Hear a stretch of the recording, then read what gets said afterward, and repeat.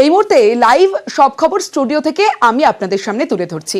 কেউ বাড়িতে নিউজ 18 বাংলার পর্দায় চোখ রেখেছেন, কেউ মোবাইলে চোখ রেখেছেন, আর তাদের জন্য একটা মন ভালো করা ছবি দেখাবো এই মুহূর্তে।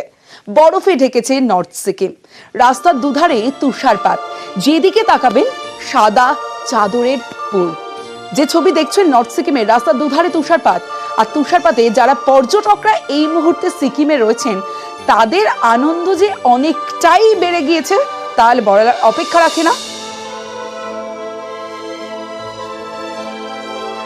আমার সঙ্গে পার্থ প্রতিম রয়েছে, পার্থর সঙ্গে কথা বলবো। পার্থ, সিকিমে যাওয়ার অন্যতম কারণ থাকে হচ্ছে বরফ দেখার, চাদরেই ঢেকেছে নর্থ সিকিম, স্বাভাবিকভাবেই আনন্দটা দ্বিগুণ হয়েছে পর্যটকদের, তা বলার অপেক্ষা রাখে না।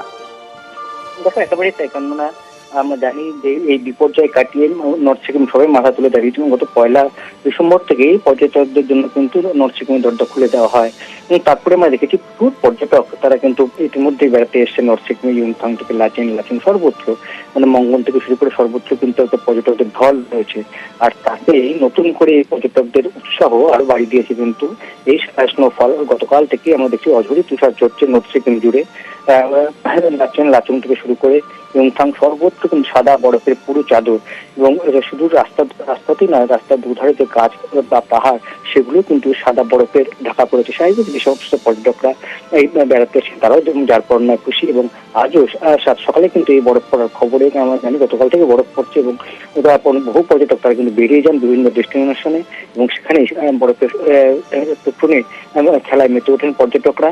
এবং কিছুতেই যেন মন চাইছে না যে ঘরে ফেরা, মানে অনেকেরই হয়তো দিন ফুরিয়ে এসছে যে তারা ঘরে ফিরবে, কিন্তু কিছুতেই মন চাইছে না।